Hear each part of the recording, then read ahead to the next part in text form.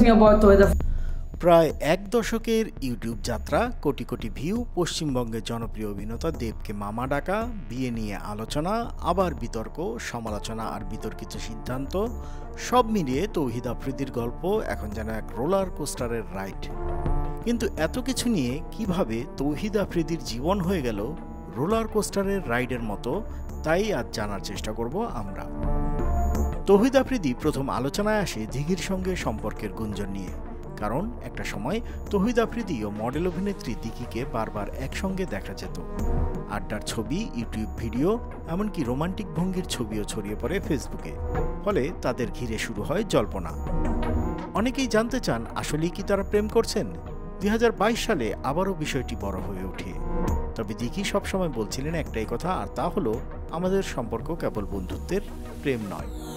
কলকাতার নায়ক দেবকে মামা ডেকে তৌহিদ আফ্রিদি আবার আলোচনায় আসেন। অনেকেই জানতে চান দেব কিভাবে তৌহিদ আফ্রিদির মামা হন। মূলত একটি এক্সক্লুসিভ সাক্ষাৎকারে আফ্রিদি দেবকে প্রশ্ন করেন, গল্প করেন, এমনকি ঘুরে বেড়ান কলকাতার পথে পথে। ভিডিওতে আফ্রিদি দেবকে মামা বলে ডাকেন। দেবও তাকে উৎসাহ দিয়ে বলেছিলেন, তুমি শুধু বাংলাদেশ না, আমাদের এখানেও জনপ্রিয়। সেই ভিডিও কোটি ভিউ পায়, আর আফ্রিদি মুহূর্তেই দুই বাংলার তরুণদের কাছে আলোচনার কেন্দ্র হয়ে ওঠেন। 2015 সালে যখন বাংলাদেশের ইউটিউবারের সংখ্যা হাতে গোনা, তখন শুরু হয় আফ্রিদির পথ চলা। 1 বছরের মাথায় 1 লাখ সাবস্ক্রাইবার, আর 2 বছরে পৌঁছে যান 10 লাখে। তখন এটা ছিল একেবারেই বিরল ঘটনা, যা নিয়ে আবার আলোচনায় আসেন তৌহিদ আফ্রিদি। প্র্যাঙ্ক, কমেডি নাটক, সেলিব্রিটি ইন্টারভিউ সহ সব মিলিয়ে তিনি হয়ে ওঠেন দেশের অন্যতম শীর্ষ ইউটিউবার।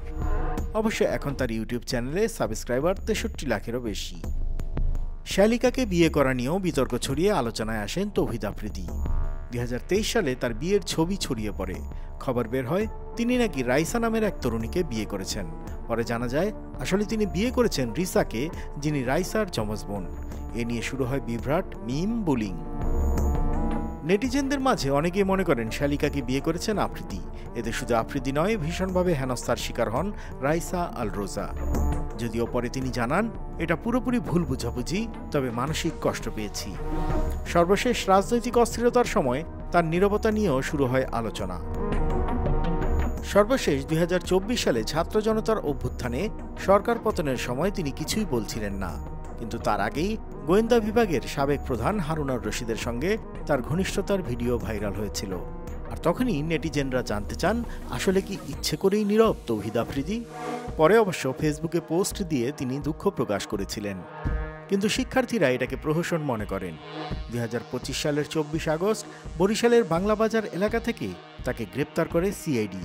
রাতেই তাকে ঢাকায় আনা হয়, পরদিন আদালতে তোলা হয়। এই ঘটনাতে আবারও আলোচনার কেন্দ্রে আফ্রিদি। বন্ধুত্ব, প্রেমের গুঞ্জন, ভাইরাল ভিডিও, ইউটিউবে রাজত্ব, আবার বিতর্ক আর সমালোচনা সব মিলিয়েই নানা কারণে আলোচনায় ছিলেন তৌহিদ আফ্রিদি। এমন অবস্থায় তার ভক্তদের মনে এখন যে প্রশ্ন ঘুরপাক খাচ্ছে তা হলো গ্রেপ্তারের পর তার পথ কোন দিকে যাবে। তার ভক্তরা কি আবারও তাকে দেখতে পাবেন আগের জায়গায়, নাকি এই অধ্যায় হবে অন্যরকম? আপনারা কি মনে করেন? মতামত জানাতে পারেন কমেন্টে। লাইক দিন, শেয়ার করুন, সাবস্ক্রাইব করুন বাংলা ফ্লো ইউটিউব চ্যানেল।